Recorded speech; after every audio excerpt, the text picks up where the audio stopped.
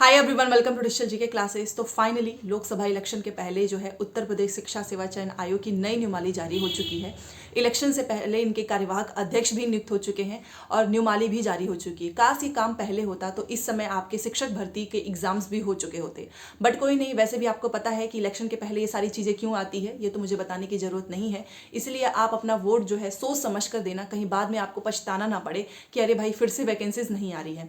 फिलहाल के लिए हम इस छोटी सी वीडियो में सारी इन्फॉर्मेशन देखने वाले हैं, क्योंकि नई नियमावली जो जारी हुई है उसमें सारी इन्फॉर्मेशन है। एग्जाम कब होंगे, आपका जो है एज क्या होगा, एलिजिबिलिटी क्या होगा, बीएड डीएड में से कौन किस जो है एग्जाम में शामिल हो सकते हैं, क्योंकि बेसिक, माध्यमिक, उच्च माध्यमिक, हाई स्कूल के प्रिंसिपल, इंटर के प्रिंसिपल सभी की भर्तियां होंगी। और सीधी भर्ती मतलब इंटरव्यू किस में होंगे, किस में नहीं होंगे, किस तरीके से क्वेश्चंस होंगे, सारी चीज़ें मैं आपको बताने वाली हूँ। पहली बार आए हैं तो चैनल को सब्सक्राइब करके प्लीज़ वीडियो को लाइक कर दीजिएगा, क्योंकि यहाँ से आपको सारी इन्फॉर्मेशन मिलेगी। एक चीज़ तो तय हो चुकी है कि अब नई नियमावली जारी हो चुकी है, अध्यक्ष भी नियुक्त हो चुके हैं। तो जो पहले की भर्तियां हैं वो स्टार्ट हो जाएंगी, मतलब उनके एग्जाम्स वगैरह इलेक्शन के बाद। उसके बाद से अगर सब कुछ सही रहा, सही मतलब सही तो तभी होगा जब हम एक सही इंसान को जो है अपना वोट, इतना कीमती वोट देकर चुनेंगे, क्योंकि फिर बाद में वही हो जाता है कि कोई सुनता नहीं है स्टूडेंट्स की। तो आप इस चीज़ का ध्यान रखना, क्योंकि चुनाव के पहले इन्होंने ये सारी चीज़ें दी हैं ताकि आपको ये लगे कि यस, भर्ती प्रक्रिया बहुत जल्द स्टार्ट होने वाली है। वैसे भर्ती तो होगी ही, ये हर हाल में तय है। और इलेक्शन के बाद आपको यूपी टेट, सुपर टेट दोनों देखने को मिलेगा।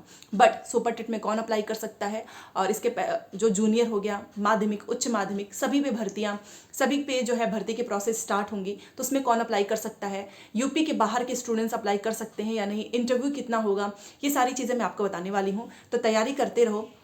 मैंने आपको पहले भी बोला है कि देखो, ऐसा नहीं है कि आपके एग्जाम्स नहीं होंगे। हाँ, थोड़ा डिले हो रहा है, बट आपको अपनी प्रिपरेशन अच्छे से करके चलनी है। कहीं ऐसा ना हो कि शिक्षक भर्ती आपको देखने को मिल जाए और आपकी तैयारी भी ना हो। तो इसलिए आप प्रीवियस पेपर देखते रहना, यूपी टेट या सुपर टेट का, वहाँ से आपको हेल्प मिलेगी। क्योंकि जो छुट्टियाँ हुई हैं आप इसको वेस्ट मत जाने देना। बीपीएससी टीआरई वाले भी जितने भी स्टूडेंट्स हैं, चाहे वो यूपी के हैं चाहे यूपी के बाहर के हो, आप अपनी तैयारी करते रहना, क्योंकि सुपर टेट और बीपीएससी का सिलेबस एकदम डिफरेंट होता है। जीएस का इतना वेटेज आपको सुपर टेट में देखने को नहीं मिलेगा, यहाँ पे बाकी भी सब्जेक्ट्स आते हैं। तो आप एक बार प्रीवियस क्वेश्चन जरूर देखना। और जुलाई में अगर मान लीजिए कैलेंडर के अकॉर्डिंग जुलाई से भर्ती प्रोसेस है, तो उसके पहले आपका यूपी टेट भी हो जाएगा। ठीक है, अगर आपके पास नहीं है तो आप टेक्स्ट बुक पे ले सकते हो। वैसे भी होली स्पेशल ऑफर चल रहा है, और ये ऑफर केवल फेस्टिवल्स में ही आते हैं। इसका लिंक मैंने डिस्क्रिप्शन बॉक्स में दिया हुआ है, आप चेकआउट कर लेना।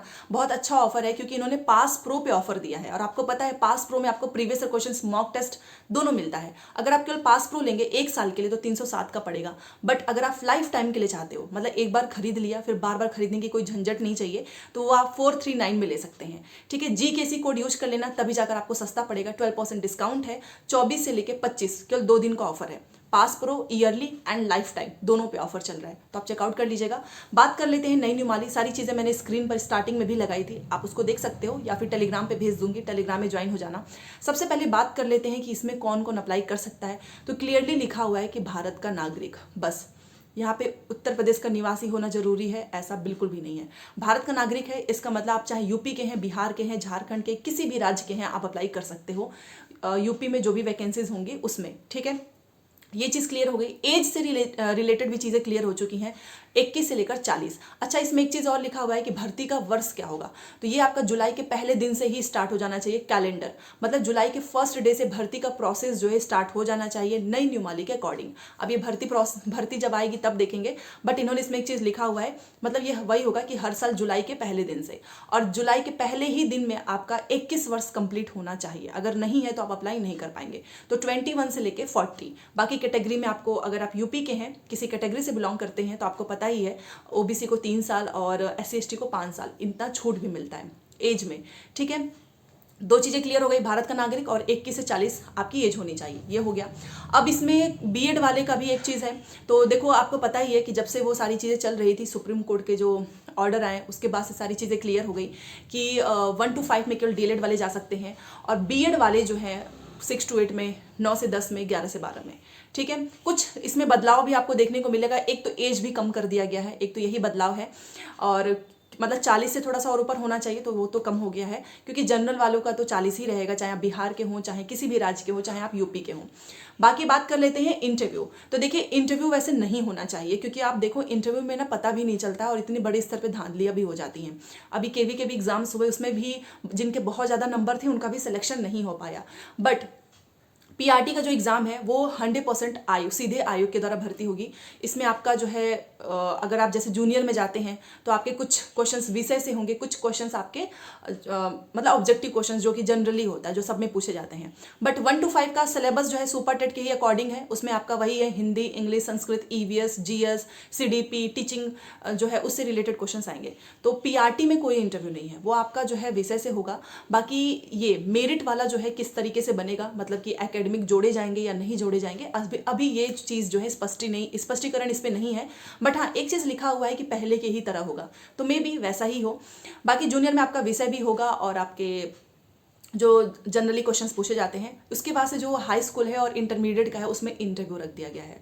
तो आप समझ सकते हो कि अगर इंटरव्यू होगा तो इसमें बता पाना भी मुश्किल हो पाता है कि अगर आपके नंबर भी अच्छे खासे हैं फिर भी लोगों का नहीं हो पाता है इंटरव्यू में। तो ये 2-3 चीज़ें हैं। सिलेबस आपका वही है, एग्जाम पैटर्न भी थोड़ा बहुत चेंजेस होंगे, एग्जाम पैटर्न में भी थोड़ा बहुत आपको चेंजेस देखने को मिलेगा। पीआरटी में नेगेटिव मार्किंग नहीं है, कोई इंटरव्यू नहीं है, और आपका वही है जो भी पहले से जो सिलेबस है उसमें थोड़ा बहुत चेंजेस ये कर सकते हैं। इसके अलावा अगर मैं एलिजिबिलिटी की बात करूं तो मैंने आपको पहले ही बताया है 1 to 5 में डीलेड है। उसके ऊपर में अगर आप जाना चाहते हैं जैसे कि जूनियर में, वहाँ पे भी डीलेड जा सकते हैं, वहाँ पे बीएड वाले भी अप्लाई कर सकते हैं। टीजीटी में डीलेड नहीं, केवल बीएड ही चाहिए। तो इन सभी पे भर्तियाँ आएंगी, ऐसा नहीं है। पीआरटी पे भी, टीजीटी, पीजीटी, जूनियर सभी पे वैकेंसीज आएंगी। वैकेंसीज कब तक आपको देखने को मिल सकता है, तो इनके न्यूमाली के अकॉर्डिंग जुलाई के फर्स्ट वीक से ही। अब देखते हैं, जून के बाद से जुलाई ही है कि कब तक आ सकता है। यूपी टेट का भी सिलेबस वही है, यूपी टेट के बाद ही आपका सुपर टेट होगा। तो 100% सुपर टेट जो है कंफर्म हो चुका है, तो आप इसकी तैयारी कर सकते हैं क्योंकि समय ज़्यादा मिलेगा नहीं। सैलरी वगैरह भी सब कुछ इसमें लिखा हुआ है। सैलरी पीआरटी का है 50,000, और उसके बाद से आप जानते ही हो जैसे जैसे आप ऊपर जाते जाएंगे सैलरी आपकी बढ़ती जाती है। तो अगर मैं प्राथमिक की सैलरी की बात करूं बेस, तो 50,000 डिपेंड करता है कि आप किस जगह पे नौकरी कर रहे हैं। ठीक है, तो सैलरी भी इसमें एक चीज़ें लिखी हुई थी। इसमें एलिजिबिलिटी मैंने आपको बता दिया, एज भी मैंने आपको बता दिया, सिलेबस एग्जाम पैटर्न वही है। डरने की कोई बात नहीं है, आप इसकी तैयारी अभी से करेंगे तो भी, अगर जुलाई का, क्योंकि कैलेंडर के अकॉर्डिंग यही है कि जुलाई के फर्स्ट दिन से ही। तो ये थोड़े बहुत छोटे छोटे बदलाव हुए हैं, जैसे कि किसी में इंटरव्यू है, किसी में जो है विषय का जो है प्रोसेस, विषय का जो नंबर है वो बढ़ा दिया गया है। वो जब पूरा इनका सिलेबस आ जाएगा ना विज्ञप्ति, तब सारी चीज़ें क्लियर हो जाएंगी। फिलहाल के लिए बस इतना समझ लो कि कैलेंडर के अकॉर्डिंग जुलाई।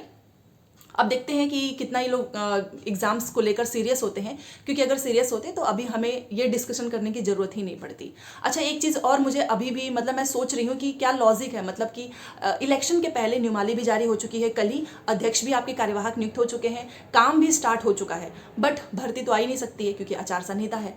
तो ये सारी चीज़ें जो है आप समझ सकते हो कि क्यों है। बट हमारा बस एक ही मुद्दा है कि भाई इलेक्शन के बाद भर्ती होनी चाहिए हर हाल में, अगर आपने न्यूमाली जारी कर दिया है तो। अब इसके अलावा भी आपके कोई भी डाउट्स हो तो जरूर पूछना। हाँ, ये है कि बीएड वाले प्राथमिक में शामिल नहीं है। अब आप अपना टीजीटी, अपने जूनियर, अपने सब्जेक्ट पे कमांड करना, और डीएलएड वाली भी अगर आप चाहते हो तो पेपर 2 जरूर क्लियर कर लेना। सीटेट वाला जो एग्जाम है आपको हर हाल में पास करना है, ताकि आने वाले समय में आप सुपर टेट में आराम से शामिल हो सके। अच्छी बात यह है कि फाइनली न्यूमाली भी जारी हो चुकी है। ये नई न्यूमाली है, इसी के अकॉर्डिंग भर्ती प्रोसेस आगे जो है चलेंगी। तो चलिए मिलते हैं नेक्स्ट क्लास में। जो भी डाउट्स होंगे कमेंट सेक्शन बताना। Thanks for watching.